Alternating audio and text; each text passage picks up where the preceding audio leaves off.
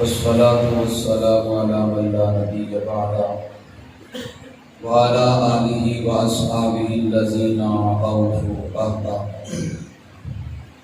قال الله تعالى في القرآن المجيد والفرقان الحميد: إنما يريد الله ليذهب عنكم الرجس أهل البيت ويطهركم تطهيرا. آمنت بالله صدق الله العظيم. إن الله وملائكته يصلون على النبي يا أيها الذين آمنوا صلوا عليه وسلموا تسليما. مل کے پڑھیے: الصلاة والسلام عليك يا سيدي يا رسول الله وعلى آلك وأصحابك يا سيدي يا حبيب الله. الصلاة والسلام عليك يا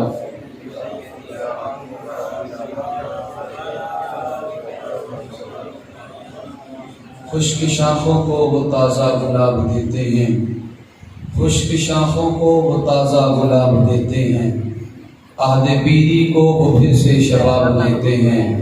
پڑھ لے درود، غفلت نہ کر خدا کی قسم، وہ تیرے سلام کا اب بھی جواب دیتے ہیں. محبت کے ساتھ مل کے پڑھیے: الصلاۃ والسلام علیک یا سیدی یا رسول اللہ وعلی آلک واصحابک یا سیدی یا حبیب اللہ. الصلاۃ والسلام علیک یا سیدی یا خاتم النبیین وعلی آلک واصحابک یا محبوب رب العالمین. مولاي صل وسلم دائما ابدا علی حبیبک خیر الخلق کلهم. هو الحبیب الذی ترجى شفاعته لكل هول من الأحوال مقتحم. یا صاحب الجمال و یا سید البشر من وجهك المنیر لقد نفر القمر. لا يمكن الصنام كما كان حقه بعد از خدا بزرگ تو ہی قصہ مختصر. اللہ جل جلالہ و عم نوالہ و اتم برہانہ و اعظم شانہ کی حمد و ثنا اور حضور سرور کائنات مفخر موجودات زینت بزم کائنات غم گسار جہاں سید سروران حامی بے کساں قائد المرسلین خاتم النبیین احمد مجتبیٰ جناب محمد مصطفیٰ صلی اللہ علیہ وسلم کی بارگاہ بے کسونا میں لاتعداد درود پاک کا نغمہ نچھاور کرنے کے بعد آج کی گفتگو کا موضوع سیرت سیدہ فاطمہ الزہرا رضی اللہ تعالی عنہا ہے. اللہ تعالیٰ کی بارگاہ میں دعا ہوں کہ اللہ میری زبان پر کلمہ حق جاری فرمائے اور اللہ تعالیٰ ہمیں قرآن و سنت کا فہم عطا فرمائے. الہی میں تیری حمد و ثنا کر رہا ہوں، الہی میں تیری حمد و ثنا کر رہا ہوں، درِ پنجتن پہ صدا کر رہا ہوں. تو مالک ہے میرا، میری لاج رکھنا، تیرے نام سے ابتدا کر رہا ہوں. اللہ جل شانہ نے سورہ الاحزاب پارہ نمبر 22 کے اندر یہ ارشاد فرمایا: انما یرید اللہ لیذھب عنکم الرجس اہل البیت. کہ بے شک اللہ تعالیٰ نے اہل بیت سے ناپاکی کو دور کر دیا. ویطہرکم تطہیرا، اور اللہ نے انہیں خوب پاک صاف کر دیا ہے. یہ آیت مقدسہ تب نازل ہوئی جب نبی پاک صلی اللہ علیہ وسلم نے حضرت امام حسن اور امام حسین رضی اللہ تعالی عنہما، سیدہ فاطمہ الزہرا رضی اللہ تعالی عنہا اور حضرت مولا علی رضی اللہ تعالی عنہ کو اپنی چادر میں لیا اور عرض کی: مولا ہؤلاء اہل بیتی، یہ میری اہل بیت ہیں، اے اللہ ان سے ناپاکی کو دور فرما. تو اللہ تعالیٰ نے قرآن مقدس کی یہ آیت نازل کر کے فرما دیا کہ ہم نے اہل بیت سے ہر قسم کی ناپاکی کو دور فرما دیا ہے. جعفر بن معتصم عبداللہ عباسی بادشاہ تھا. اس کے دور کے اندر زینب نامی عورت نے نبوت کا دعویٰ کیا. الیاذ باللہ. جب اس نے جھوٹا نبوت کا دعویٰ کیا تو جعفر بن معتصم المتوکل باللہ جو بادشاہ تھا اس نے زینب نامی عورت کو پکڑا اور قید کر دیا اور پوچھا کہ تو کس برادری سے تعلق رکھتی ہے. اس نے کہا جی میرا تعلق سید زادی سے ہے، میں سید زادی ہوں۔ بادشاہ نے جب اس کے یہ جملے سنے تو وہ کہنے لگا پہلی بات تو یہ ہے کہ تم نے جھوٹا نبوت کا دعویٰ کیا ہے، تو اس کے بارے میں تو دو رائے ہے ہی نہیں۔ جب اللہ کا قرآن کہتا ہے ما کان محمد ابا احد من رجالکم ولکن رسول اللہ وخاتم النبیین، کہ محمد صلی اللہ علیہ وسلم تم مردوں میں سے کسی کے باپ نہیں، وہ اللہ کے رسول ہے اور سب سے آخری نبی ہے۔ قرآن میں حضور کی ختم نبوت کا جب ذکر موجود ہے، اور جعفر بن معتصم بادشاہ کہنے لگا حدیث میں حضور نے ہمیں پہلے خبر دی تھی انہ سیکون فی امتی کذابون ثلاثون کلہم یزعم انہ نبی انا خاتم النبیین لا نبی بعدی۔ بادشاہ کہنے لگا ہمارے نبی علیہ السلام نے ہمیں پہلے بتا دیا تھا کہ لوگوں یاد رکھنا میرے بعد 30 جھوٹے کذاب نبی آئیں گے، وہ نبوت کا دعویٰ کریں گے، لیکن حضور فرمانے لگے یاد رکھنا میں آخری نبی ہوں، میرے بعد کوئی نبی نہیں آئے گا۔ وہ کہنے لگا انسان تو انسان ہے، حضور کی ختم نبوت کو تو جانور بھی سمجھتے تھے۔ محبوب علیہ السلام جب خیبر سے واپس آ رہے تھے تو رستے میں حضور کی ملاقات ایک گدھے سے ہو گئی۔ اس گدھے نے حضور کے رستے میں کھڑے ہو کے کچھ عرض کرنا چاہی، حضور اس کی جانب متوجہ ہوئے۔ وہ گدھا کہنے لگا آقا میں ایک خاص نسل سے ہوں اور میری نسل سے 60 گھوڑے ایسے آئے ہیں جس پر صرف نبیوں نے سواری کی ہے۔ آقا وہ میری نسل سے 60 گھوڑے آئے ہیں، میں اس نسل سے آخری ہوں۔ آقا اگر میں اس نسل سے آخری ہوں تو آپ نبیوں میں سب سے آخری ہیں، تو آقا میرا دل کرتا ہے کہ آپ مجھ پہ سواری کریں۔ تو اس نے داستان سنائی اس گدھے نے۔ امام جلال الدین سیوطی نے اس بات کو لکھا۔ وہ گدھا کہنے لگا آقا میں کہ یہودی کے قبضے میں تھا، وہ یہودی میری پشت پہ سواری کرنا چاہتا تھا، آقا جب میری پشت پہ بیٹھنے لگتا میں اسے گرا دیتا، آقا وہ مجھے مارتا مجھے پیٹتا لیکن میری پشت پہ سوار ہوتا میں پھر گرا دیتا۔ آقا مجھے یقین تھا اگر میری آباؤ اجداد کی نسل سے صرف نبی بیٹھے ہیں تو میری پشت پہ بھی نبی بیٹھے گا۔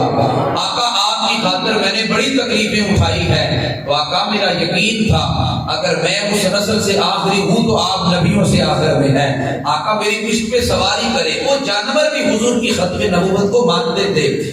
جعفر بن معتصم بادشاہ کہنے لگا حضور کے بعد نبی تو ہو کوئی نہیں سکتا، تو جھوٹی ہے، وہ تو سید زادی بھی نہیں ہے۔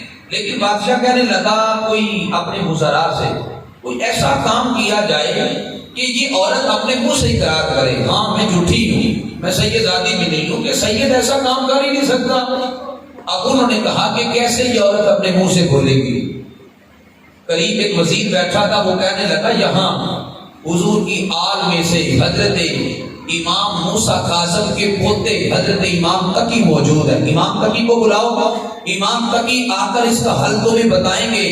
تو یہ عورت اپنے منہ سے اقرار کرے گی ہاں میں سید زادی بھی نہیں ہوں۔ حضرت امام تقی جو حضور کی آل سے چمکتے فرزند تھے ان کو بلایا گیا اور آ کر صورتحال بتائی گئی۔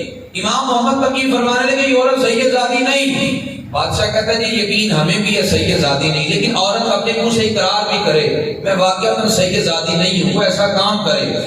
آپ فرمانے لگے ٹھیک ہے، وہ سامنے پنجرے کے اندر تم نے شیر باندھ کے رکھا ہے، اس عورت کو اس پنجرے میں ڈال، اگر تو پنجرے میں ڈالنے کے بعد شیر سونگ کے واپس چلا گیا سمجھ لینا یہ پکی سیدہ ہے، اور اگر سونگ کر اس کو کھا گیا سمجھ لینا سیدہ نہیں ہے۔ بادشاہ کہتا ہے حضرت جی آپ نے دلیل کہاں سے نکال دی؟ اگر کھا جائے تو پھر سیدہ نہیں ہے، اگر نہ کھائے تو سیدہ ہے، یہ دلیل آپ نے کہاں سے لے لی؟ آپ فرمانے لگے رب کا قرآن کہتا ہے کہ میں نے محبوب کی اہل بیت سے ہر قسم کی ناپاکی کو دور کر دیا، اگر یہ سید زادی ہے یہ پاک ہے، شیر پلید کبھی اس کے قریب نہیں آ سکتا۔ بادشاہ نے سنا تو بڑا حیران ہوا، وہ کہنے لگے بالکل ٹھیک ہے۔ عورت کو کہا کہ اس کو اٹھا کر اس پنجرے میں ڈالو۔ جب عورت کو پتا چلا مجھے شیر والے پنجرے میں ڈالیں گے وہ تو مجھے کھا جائے گا، اب اس نے چیخ و پکار شروع کر دی، کہنے لگی نہ میں جھوٹی ہوں، میں سید زادی نہیں ہوں، میں نے یہ ایسے کیسے دعویٰ کیا تھا۔ بادشاہ بڑا حیران ہوا، امام محمد تقی کی سوچ کو دیکھ کر کہ کتنا اعلیٰ اللہ نے حافظہ دیا ہے، حضرت امام کبھی چلے گئے. یہ وزیر بڑے شرارتی باز ہوتے ہیں. ایک وزیر بادشاہ سے کہنے لگا بادشاہ وہ عورت تو مان گئی ہے میں سید زادی نہیں ہوں، اس وجہ سے کہ شیر نے اسے کھا جانا تھا. امام تقی کو بلا کے شیر کے پنجرے میں ڈال. ہاں بنتا کیا ہے؟ بادشاہ کہنے لگا او نادا انسان تجھے امام تقی کے سید زادے ہونے میں شک ہے؟ کہتے شک ہونی یقین ہے، تجربہ کرنے میں حرج بھی کیا ہے، تو ڈال تو صحیح. بنتا کیا ہے؟ بادشاہ کہتا چلو یقین مجھے بھی ہے وہ پکے سید زادے ہیں لیکن تجربہ کرنے میں حرج کوئی نہیں. کچھ دنوں کے بعد امام تقی کو بلایا جعفر بن محتسب باللہ نے. جب بلایا ان کو کہا ہم آپ کو شیر کے پنجرے میں ڈالیں گے. آپ مسکرا کے فرمانے لگے میں بالکل راضی ہوں، تم ڈالو. اور روایات میں ملتا ہے کہ بادشاہ نے 3 دن اپنے شیر کو بھوکا رکھا. ہم دیکھیں گے کہ شیر کرتا کیا ہے. 3 دن بھوکا رکھنے کے بعد حضرت امام تقی کو جب اس بادشاہ نے شیر کے پنجرے میں ڈالا تو شیر بھاگتا ہوا امام محمد تقی کے قدموں کو ایسے چومنے لگا جیسے باپ فاقد کا مالک کے قدموں کو چومتا ہے. ایسے قدموں کو چومنے لگا. بادشاہ یقین کر گیا یہ یقیناً سید ذاتے ہیں کہ اللہ نے ہر قسم کی ناپاکی کو ان سے دور کر دیا. بڑے لطف کے جملے ہیں. اللہ تعالیٰ نے عمومی قانون قرآن میں یہ بیان کیا فاجتنبوا الرجس، ناپاکی سے دور رہو، کہ تم نے ناپاکی کے قریب نہیں جانا. یہ لوگوں کو حکم دیا تم نے ناپاکی کے قریب نہیں جانا. آل رسول کی باری گئی تو اللہ نے ناپاکی کو حکم دیا تم نے میرے محبوب کی آل کے قریب نہیں جانا. اللہ اکبر. یار جب محبوب کی آل کی یہ شان ہے تو پھر محبوب دو عالم کی اپنی شان کیا ہوگی. محبوب علیہ السلام تو سر سے پاؤں تک پھر پاک ہی پاک ہے. حضور کا وجود تو وجود رہا، میرے نبی پاک کا تو خون مبارک بھی پاک ہے. کہ جس وقت احد کے مقام پر حضور علیہ السلام کے دان کا کچھ حصہ شہید ہوا تو خون نکلا. جب خون نکلا تو حضرت مالک بن سینان نے جب حضور کے ہونٹوں سے خون نکلتے دیکھا تو اپنے ہونٹ حضور کے ہونٹوں پہ رکھ دیے، اس خون کو چوسنا شروع کر دیا. میرے نبی پاک نے صحابہ تم میں سے جو جنتی کو دیکھنا چاہتا ہے مالک بن سینان کی زیارت کر لے، یوں سمجھے میں نے جنتی کو دیکھا ہے. کہ حضور کا تو خون مبارک بھی پاک ہے. تو میرے آقا حضرت بولے تیری نسل پاک میں ہے بچہ بچہ نور کا، تو ہے عین نور تیرا سب گھرانہ نور کا. سیدہ فاطمہ الزہرا رضی اللہ تعالیٰ عنہا اسی عظیم خاندان کی ایک عظیم کلی ہے. سیدہ فاطمہ الزہرا رضی اللہ تعالیٰ عنہا آپ کی جب ولادت کا وقت قریب آیا تو حضرت خدیجہ الکبریٰ رضی اللہ تعالیٰ عنہا نے محلے کی عورتوں کو بلایا کہ میرے ہاں ولادت کا وقت ہے. تو وقت مشکل ہوتا ہے، کسی کی نہ کسی عورت کا پاس ہونا ضروری ہے. حضرت خدیجہ نے جب علاقے کی عورتوں کو بلانا چاہا انہوں نے انکار کر دیا. وہ کہنے لگی کہ خدیجہ ہمارے ہم معاذ اللہ گناہگار ہے اس وجہ سے کہ تو نے اپنی ساری دولت حضرت عبداللہ کے در یتیم کے قدموں پہ نثار کر دی. اس وجہ سے جب تک تیرے پاس دولت تھی ہم تیرے پاس آتے رہے، جب تیرے پاس دولت نہ رہی تو ہم اب کیسے تیرے پاس آئیں؟ ہم نہیں آئیں گے. جب حضرت خدیجہ کو علم ہوا کہ علاقے کی عورتوں نے آنے سے انکار کر دیا، رب نے جب دیکھا کہ میرے محبوب کی محبوب زوجہ پریشان ہوئی، اللہ نے جنت سے جنتی عورتوں کو بھیج دیا. آنے والی ایک دائی کا نام تھا حضرت سارہ اور ایک کا نام تھا حضرت آسیہ، ایک کا نام تھا حضرت کلثوم جو حضرت موسیٰ کی بہن تھی. یہ عظیم عورتیں جب حضرت خدیجہ الکبریٰ کے کمرے میں داخل ہوئی تو حضرت خدیجہ نے ڈر محسوس کیا. عورتیں کہنے لگی ڈرے نہ، ہم عام عورتیں نہیں ہیں، ہم جنتی ساتھی آپ کی ہیں، رب نے ہمیں جنت سے بھیجا ہے، گھبرانے کی ضرورت نہیں. پاکیزہ طریقے سے سیدہ فاطمہ الزہرا رضی اللہ تعالی عنہا کی ولادت ہوئی. سیدہ کی عمر بالکل تھوڑی تھی کہ آپ کی والدہ حضرت خدیجہ الکبریٰ کا انتقال ہو گیا. بچپن کے اندر ہی تکلیفیں اذیتیں آپ برداشت کرتی رہی. ابھی بالکل چند سال کی عمر تھی حضرت سیدہ فاطمہ الزہرا کی کہ جس وقت حضور حرم کعبہ کے اندر نماز ادا کر رہے ہیں، عقبہ بن ابی معیط نے ابو جہل کے اکسانے پہ حضور حالت سجدہ میں تھے تو اس نے اونٹ کی اوجری حضور پہ ڈال دی. اب آپ سمجھتے ہیں کہ اونٹ کی اوجری کتنی ایک بھاری اوجری ہوتی ہے. اس نے اونٹ کی اوجری حضور حالت سجدہ میں تھے تو ڈال دی. حضور نے حالت سجدہ سے اٹھنا چاہا لیکن اٹھ نہ سکے. کسی نے جا کر سیدہ فاطمہ الزہرا رضی اللہ تعالی عنہا کے دروازے کے باہر اونچی آواز سے یہ کہا کہ سیدہ تمہارے بابا جان کے اوپر عقبہ بن ابی معیط نے ابو جہل کے اکسانے پر اوجری ڈال دی. سیدہ کہتی ہیں 5-6 سال کی عمر تھی.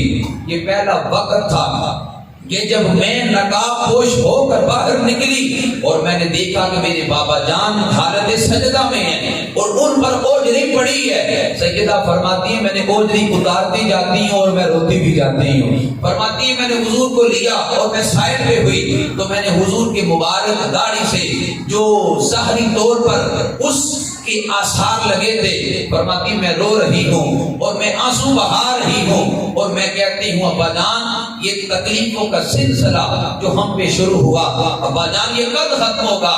اور سیدہ فاطمہ کا امت پہ ایک بہت بڑا احسان بھی ہے، اتنا بڑا احسان قیامت تک امت اس احسان کو اتار نہیں سکتی. سیدہ فاطمہ کی عمر صرف 15 سال کی تھی کہ حضرت علی المرتضیٰ شیر خدا رضی اللہ تعالی عنہ سے نکاح طے ہوا اور نکاح کا طے ہونا بھی ایک بڑا عجیب معاملہ ہے. اب ذرا اس پہ بھی میں روشنی ڈالنا چاہتا ہوں. حضرت صدیق اکبر اور آپ ذرا توجہ کرنا ان جملوں پہ کیا صحابہ کا پیار تھا. ایک دن حضرت ابوبکر اور حضرت عمر رضی اللہ تعالیٰ عنہما چند دیگر صحابہ بھی تھے، بیٹھ کے نا آپس میں باتیں کر رہے ہیں. حضرت صدیق اکبر کہنے لگے کہ سیدہ فاطمہ الزہرا حضور کی لخت جگر جوان ہیں، عرب کے بڑے لوگوں نے رشتہ مانگا ہے، نبی پاک صلی اللہ علیہ وسلم نے انکار کیا ہے. صدیق اکبر کہتے ہیں میں نے کہا اگر وہ رشتہ جا کر مولا علی مانیں گے نا تو نبی پاک کبھی بھی انکار نہیں فرمائیں گے. حضرت ابوبکر عمر نے وہاں مشورہ کیا تو اٹھے، فرماتے ہیں ہم جا کر حضرت علی کو مشورہ دیتے ہیں کہ آپ جا کر حضور سے سیدہ کا رشتہ تو مانگے. حضرت ابوبکر عمر رضی اللہ تعالی عنہما اٹھے اور حضرت علی کے گھر میں گئے. دستک تھی تو آواز ہے وہ فلاں باغ میں ہے، گھر میں نہیں ہے. حضرت ابوبکر عمر باغ کے اندر جب چلے گئے حضرت علی نے دور سے صحابہ کو آتے دیکھا تو حضرت علی نے باغ کو پانی دینا چھوڑا. باغ کے باہر آئے، آپ نے اپنے کندھے سے کپڑا اٹھایا نیچے زمین پہ بچھا دیا تاکہ یہ آنے والے صحابہ اس پہ بیٹھ جائیں. حضرت ابوبکر عمر اس پہ بیٹھے. حضرت صدیق اکبر نے کہا علی نبی پاک صلی اللہ علیہ وسلم کی صاحبزادی جوان ہے، آپ رشتہ مانگے نا نبی پاک ضرور کرم فرمائیں گے. حضرت علی کہتے ہیں میری آنکھوں میں آنسو آ گئے. میں نے کہا دل تو بڑا کرتا ہے رشتہ مانگوں لیکن میرے مالی حالات بڑے کمزور ہیں، میرے پاس مالی اسباب نہیں ہے کہ میں جا کے رشتہ مانگوں. حضرت ابوبکر عمر کہنے لگے آپ رات جا کے رشتہ مانگے، آپ کے نکاح کا جتنا خرچہ آئے گا وہ سارا ہم برداشت کریں گے، آپ جا کے رشتہ تو مانگے. حضرت علی کہتے ہیں مجھے بڑی خوشی ہوئی، میں گیا حضور علیہ السلام کی بارگاہ میں جا کے بیٹھا. فرماتے ہیں وہ نبی جو دل کے حال بھی جانتے ہیں انہوں نے میرے دل کو پڑھ لیا. فرماتے ہیں علی کس گھر سے آئے ہو؟ حضرت علی کہتے ہیں میں شرماتا بولتا نہیں لیکن حضور فرماتے ہیں علی بولو کس لیے آئے ہو؟ حضرت علی کہتے ہیں میں نے دبے لفظوں میں عرض کی آقا اس لیے آیا ہوں. نبی پاک فرمانے لگے علی مبارک ہو، رب نے مجھے فرمایا ہے کہ اے میرے محبوب نبی ہم نے آسمانوں پر فاطمہ کا نکاح علی سے کر دیا ہے، آپ دنیا میں بھی اعلان فرما دیں. نبی کی صاحبزادی وہ عظیم صاحبزادی ہے جس کا نکاح ہر شعبے رب نے کیا ہے. آپ فرمایا اعلان دنیا میں بھی کرے. نبی پاک نے جب یہ حضرت علی کو خوشخبری سنائی تو حضرت علی مسکرانے لگے. نبی پاک فرمانے لگے علی کوئی چیز ہے تیرے پاس کہ تو نکاح کا انتظام کر سکے؟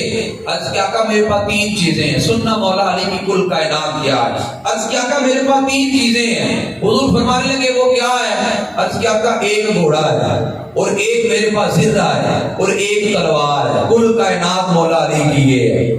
ساری زندگی اپنا گھر نہیں بنایا مولا علی نے، دین کی خدمت ساری زندگی کرتے رہے، امیر المومنین بھی بنے لیکن پھر بھی حضرت علی نے اپنا گھر نہیں بنایا. نبی پاک صلی اللہ علیہ وسلم فرمانے لگے گھوڑے کے بغیر بھی گزارا نہیں، جہاد کا آلہ ہے، تلوار کے بغیر بھی گزارا نہیں، میدان جنگ میں ضرورت پڑتی ہے.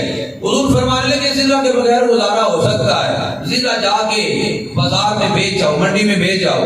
حضرت علی کہتے ہیں میں نے زرہ علی منڈی میں گیا، وہاں بڑے تاجر تھے، تاجر میری زرہ کی بولی لگانے لگے. حضرت علی فرماتے ہیں میری زرہ کی بولی لگی 400 450 درہم بولی لگی. فرماتے ہیں ان تاجروں میں، ان خریداروں میں ایک خریدار کا نام عثمان غنی بھی ہے۔ حضرت عثمان غنی نے جب دیکھا بولی لگے تو حضرت عثمان غنی رضی اللہ تعالیٰ عنہ آپ فرمانے لگے اگر تاجروں نے 450 درہم بولی لگائی ہے میں 480 درہم کی بولی لگاتا ہوں۔ حضرت علی المرتضیٰ نے 480 درہم کی زرہ بیچ دی۔ زرہ بیچ کے جب جانے لگے تو حضرت عثمان نے بلایا، کہا علی اتنی ہی کیا مجبوری بن گئی کہ اپنی زرہ بیچنے آ گئے؟ حضرت علی کہنے لگے عثمان میرا رشتہ نبی پاک کی محبوب صاحبزادی سے طے ہو چکا ہے، میں نکاح کا انتظام کر رہا ہوں۔ حضرت عثمان غنی نے کہا علی میں جو کام کہنے لگا ہوں تو مجھے آپ قسم دے کر یقین دلوائیں کہ ضرور بات مانیں گے۔ مولا علی فرمانے لگے مانوں گا بات کریں، فرمایا قسم دے کے بتائیں ضرور مانیں گے۔ حضرت علی فرمانے لگے قسم دے کے کہتا ہوں مانوں گا۔ حضرت عثمان غنی کہنے لگے زرہ میں نے لے لی تھی، رقم میں نے دے دی تھی، اب زرہ بھی تمہیں تحفے میں دیتا ہوں تاکہ نکاح میں ہمارا بھی حصہ پڑ جائے۔ حضرت علی المرتضیٰ نے 480 درہم بھی لیے، زرہ بھی دی، حضور کی بارگاہ میں چلے گئے۔ محبوب علیہ السلام نے دیکھا، حضور فرمانے لگے علی یہ کیا ہے؟ عرض کیا آقا یہ عثمان نے زرہ بھی دے دی، رقم بھی دے دی۔ میرے محبوب علیہ السلام فرمانے لگی اے اللہ میں عثمان سے راضی ہوں، تو بھی میرے عثمان سے راضی ہو جا۔ میرے محبوب علیہ السلام نے اتنا بڑی انعام اور دعائیں حضرت عثمان، غور کریں ادھر حضور نے جب رقم لی نا حضرت علی سے، اگلے جملے میں سننا، حضور نے جب رقم لی نا حضور نے صدیق اکبر کو بلایا، فرمایا ابو بکر رقم لو، بازار میں جاؤ میری فاطمہ کے لیے ضروری سامان خرید کے لاؤ۔ حضرت ابو بکر خود جہیز کا سامان خریدنے جا رہے ہیں، نبی پاک نے حضرت سلمان فارسی کو بلایا، بلال حبشی کو بلایا، فرمایا اگر ابو بکر سامان اٹھانے سے اگر ان سے سامان بڑھ جائے، اے بلال و سلمان تو بھی ابو بکر کے ساتھ آؤ، جتنا سامان ہو سارا اٹھا کے لے کے آؤ۔ حضرت صدیق اکبر کو سیدہ فاطمہ کا جہیز کا سامان خریدنے والے تھے۔ جب نکاح ہونے لگا مسجد نبوی کے اندر صحابہ بیٹھے ہیں اور اس نکاح کے اندر جو گواہ ہیں، ایک گواہ کا نام ابو بکر ہے، ایک گواہ کا نام فاروق اعظم ہے۔ یار تم ان عظیم ہستیوں کے بارے میں اعتراض کرتے ہو کہ جو مولا علی کے نکاح میں گواہ بننے والے ہیں، ان کے ایمانوں میں شک کرتے ہو کہ جب سیدہ کا نکاح حضرت علی المرتضیٰ سے ہو رہا ہے تو حضرت ابو بکر و عمر تو گواہ ہیں، تم کیسے اس کے ایمان میں شک کرتے ہو؟ اور یارو جو میں نے عرض کیا سیدہ کا ایک امت پہ بڑا ہی احسان ہے، پوری امت اس کو اتار نہیں سکتی۔ جب نکاح ہونے لگا نا تو میرے محبوب علیہ السلام نے سیدہ کو بلایا، حضور فرمانے لگے بیٹی فاطمہ میں تیرا نکاح علی سے کر رہا ہوں اور 400 مسکال چاندی کے حق میں مقرر کر رہا ہوں، تجھے قبول ہے؟ سیدہ کہنے لگی بابا جان نکاح تو قبول ہے، حق میں قبول نہیں ہے۔ یہ جملے سیدہ نے بولے تو حضرت جبریل رب کے حکم سے آ گئے، آقا رب آپ کو سلام کہتا ہے، رب کہتا ہے اگر آپ کہیں تو ہم آپ کی بیٹی کا حق مہر جنت کی نعمتیں نہ مقرر کر دیں۔ جب سیدہ کو میرے محبوب نے یہ جملے سنائے، سیدہ کہنے لگی آقا مجھے یہ بھی منظور نہیں ہے۔ جب یہ جملے رب کریم نے بھی سنے، جبریل کو بھیج دیا، حضرت جبریل رب کا حکم لے کے آئے اور آ کر کہا آقا وہ رب کہتا ہے اپنی محبوب بیٹی سے پوچھیں، وہ جو کہتی ہے ہم وہی حق مہر مقرر کر دیتے ہیں۔ جب یہ خوشخبری میرے محبوب علیہ السلام نے سیدہ کو سنائی تو سیدہ رو پڑی۔ سیدہ فاطمہ کہنے لگی ابا جان میں پیدا ہوئی تو میں دیکھتی آئی کہ آپ جب بھی دعا کرتے ہیں تو آپ یہ کہتے ہیں ربی ہب لی امتی، اے اللہ میری امت کو بخش دینا۔ ابا جان میں نے سنا تھا کہ جب آپ ہی پیدا ہوئے تھے آپ نے سجدہ کیا تھا تو آپ نے کہا تو ربی ہب لی امتی، پہلو میں لے کر غم امت ندار آئے، امتی امتی کہتے ہوئے سرکار آئے، سن کے سرکار مدینہ کی ولادت کی خبر ہر گناہگار پکارا میرے غمخوار آئے، فرش والوں کے مقدر کا ستارہ چمکا، شور اٹھا کے غریبوں کے مددگار آئے۔ سیدہ کہنے لگی ابا جان میں نے سنا تھا آپ جب پیدا ہوئے تو آپ ربی حبلی امتی کہہ رہے تھے، ابا جان مجھے آنکھوں سے دیکھا تھا ایک دفعہ چند دن 3 دن بیت چکے، آپ نہیں مل رہے، صحابہ پریشان، آقا کہاں گئے؟ وہ کبھی اس گلی میں تلاش کرتے ہیں، کبھی اس گلی میں تلاش کرتے ہیں، کبھی اس گلی میں تلاش کرتے ہیں، آقا 3 دن بیت چکے، آپ نہیں مل رہے، کس جگہ پہ ہیں؟ لوگ صحابہ تلاش کرتے کرتے ایک چرواہے کے قریب گئے، اس سے پوچھا کہ تم نے ہمارے نبی کو تو نہیں دیکھا؟ وہ بکریاں چرانے والا چرواہا وہ کہنے لگا میں نے تمہارے نبی کو تو نہیں دیکھا، ہاں یہ سامنے غار کے اندر وہ اتنا درد سے روتا ہے کہ 3 دن بیت چکے ہیں، میری بکریاں بھی چارہ نہیں کھاتی، وہ بھی اس غار کی طرف بھی دیکھتی رہتی ہیں۔ بس صحابہ نے جب جا کے دیکھا تو محبوب علیہ السلام حالت سجدہ میں ربی اپنی امتی پکار رہے ہیں۔ صحابہ نے اٹھانا چاہا، حضور نہ اٹھے۔ صحابہ کہنے لگے سیدہ فاطمہ آ جائیں تو نبی پاک ضرور اٹھ جائیں گے۔ تو ابا جان میں آئی تھی، میں نے آ کے آپ کو اٹھایا تھا، ابا جان آپ اس وقت بھی کہہ رہے تھے سیدہ دعا کرو اللہ میری امت کی بخشش فرما دے۔ تو آقا آپ نے آج میرا حق مہر مقرر کرنا ہے تو ایک چیز مقرر کرے، میرے پاس اختیار رب کی جانب سے مل چکا تھا۔ میرے محبوب فرمانے لگے سیدہ وہ کیا ہے؟ سیدہ کہنے لگی ابا جان میرا حق مہر یہ مقرر کرے کہ میرا حق مہر یہ مقرر ہو جائے کہ میرے حق مہر کے بدلے میں اللہ آپ کی ساری امت کی بخشش فرما دے۔ اللہ کتنا بڑا احسان، کتنا بڑا امت پہ احسان سیدہ نے کیا۔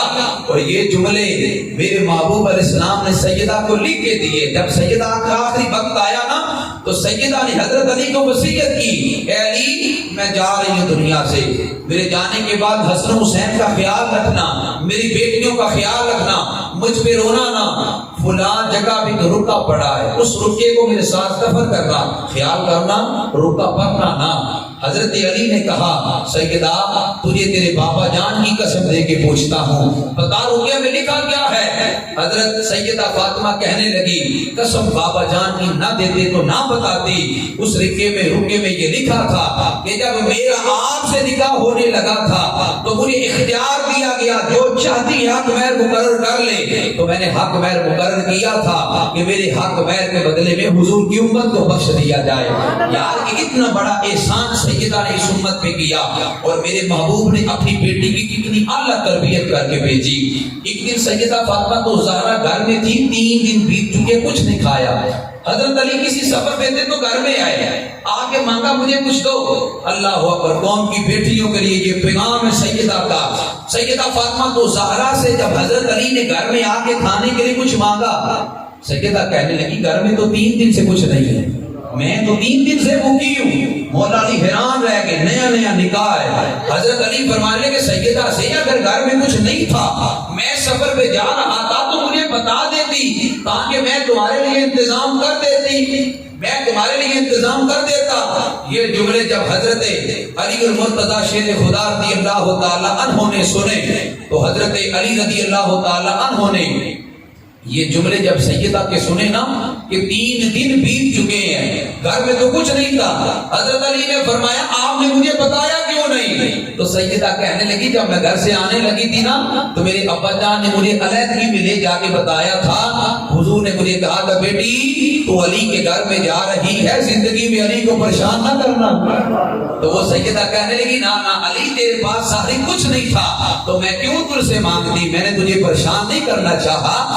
محبوب علیہ السلام نے اتنی اعلیٰ تربیت گھر سے کر کے بھیجی، قوم کی بیٹی یہ سیدہ کا سبق سنے۔ آج گھر کے اندر 3 بچوں کی پرورش کرنے والی ماں وہ کہتی ہے کہ میں کیسے نماز پڑھوں، 3 بچوں کی پرورش کا مجھ پہ بوجھ ہے، میں اٹھاتی ہوں تو بچے پیشاب کر دیتے ہیں، کپڑوں کو پاک رکھنا مشکل ہے۔ اس قوم کی بیٹی کے لیے سیدہ کا یہ پیغام ہے۔ سیدہ فاطمہ الزہرا رضی اللہ تعالی عنہا آپ نے 2 3 4 5 نہیں 6 بچوں کی پرورش کی ہے۔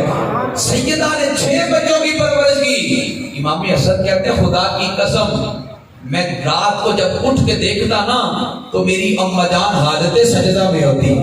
اور حضرت امام حسن کہتے ہیں ساری زندگی میں نے اپنی ماں کو ایک دعا مانگتے دیکھا. وہ دعا یہ تھی, اے اللہ میرے محبوب کی امت کو بخش دینا. امام حسن کہتے ہیں ایک دن میں نے کہہ دیا, اما جی ہم آپ کے بیٹے ہیں, ہمارے لیے اتنی دعا نہیں کرتے جتنی محبوب کی امت کے لیے کرتے ہیں, اس کی وجہ کیا ہے؟ تو سیدہ رو پڑی, کہا اے امام حسن میں اس امت کے لیے دعا کیوں نہ کروں جس امت کے لیے دعا دن رات میرے بابا جان کرتے تھے, میں اس امت کی بخشش کی دعا کیوں نہ مانگوں. سیدہ فاطمہ تو زہرا ایک وقت میں 5 کام کرتی تھی. یہ قوم کی بیٹی کو بتائیں کہ سیدہ کا اس وقت کیا تھا. سیدہ آج گھر کے کام کاج کر کے عورت تھک جاتی ہے اور کہتی ہے مجھ پہ ذمہ داریاں بڑی ہیں, مجھ پہ بوجھ بڑے ہیں, کپڑے دھونے والی کو نگرانی رکھ لیں, گھر کی صفائیاں کرنے والے فلاں رکھ لیں, مجھ پہ بوجھ بڑا ہے, مجھ پہ برڈن بڑا ہے. سیدہ فاطمہ ایک وقت میں 5 کام کرتی تھی اور سننا دل کے کارنوں سے یار محبوب دو عالم کی صاحبزادی ہے, ایک وقت میں 5 کام کرتی تھی. وہ کون سے؟ سیدہ فاطمہ ایک وقت میں ہاتھ سے چکی چلاتی تھی. بڑا کڑی اور جوان بھی ہو, ہاتھ سے چکی چلانا کوئی آسان کام نہ تھا. سیدہ ہاتھ سے چکی چلاتی تھی, اپنے پاؤں سے بچوں کا جھولا جھلاتی تھی, زبان سے قرآن پڑھتی تھی, آنکھوں سے آنسو بہاتی